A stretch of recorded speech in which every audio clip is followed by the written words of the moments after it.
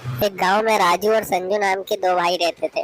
दोनों ही खेती करते थे। जहाँ राजू बहुत सीधा सरल और सच्चा स्वभाव था, वही संजू बहुत ही चालाक, लालची और धूर्त था। उसने चालाकी से राजू की सारी खेती की जमीन हड़प ली और उसे खेती के लिए थोड़ी सी बंजर जमीन दे दी थी। लेकिन राजू को भगवान पर पूरा भरोसा था, इसलिए वह संजू से कुछ भी नहीं कहता था। एक दिन उस गांव में बहुत बड़े गुरुजी आए। सभी ने उनका बहुत नाम सुन रखा था। उनकी भविष्यवाणी कभी झूठी नहीं निकलती थी। वे साधु महाराज घूमते घूमते राजू के खेत और राजू को देखकर बोले कि आज से ठीक एक हफ्ते बाद तुम्हारी जमीन पर नर की वर्षा हुई। गुरुजी की बात सुनकर राजू हाथ जोड़कर बोला, महाराज ये तो बंजर जमीन है, यहाँ धन का एक पौधा तक नहीं आता। गुरुजी महाराज ने कहा, मेरी भविष्यवाणी कभी झूठी नहीं जाती। इतना कहकर गुरुजी वहां से चले गए। संजय ये बातें सब सुन रहा था। उसे पता था कि गुरुजी ने जो कहा है वो सच सच होगा।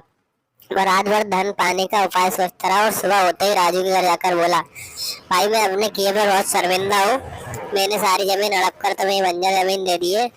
आज मैं अपने पाप का प्रायश्चित करना चाहता हूँ। मैं अपनी सारी जमीन तुम्हारे नाम कर रहा हूँ और तुम ही अपनी बंजर जमीन मुझे दे दो। तो सुनकर राजू बोला, कोई बात नहीं, मैंने तुम्हें माफ किया।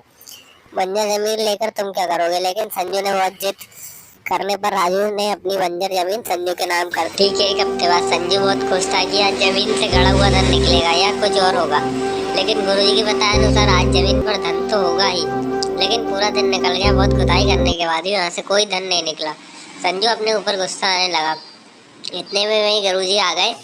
संजू ने गुरुजी से कहा, महाराज आपके बताए अनुसार यहाँ पर कोई भी धन की वर्षा नहीं हुई। गुरुजी बोले, मैंने राजू से कहा था कि तुम्हारी जमीन पर धन की वर्षा हो गई। और राजू की जमीन देखो, उसके लहराते खेत को देखो। गुरुजी की बात सुनकर संजू अपना सिर पकड़कर बैठ गया।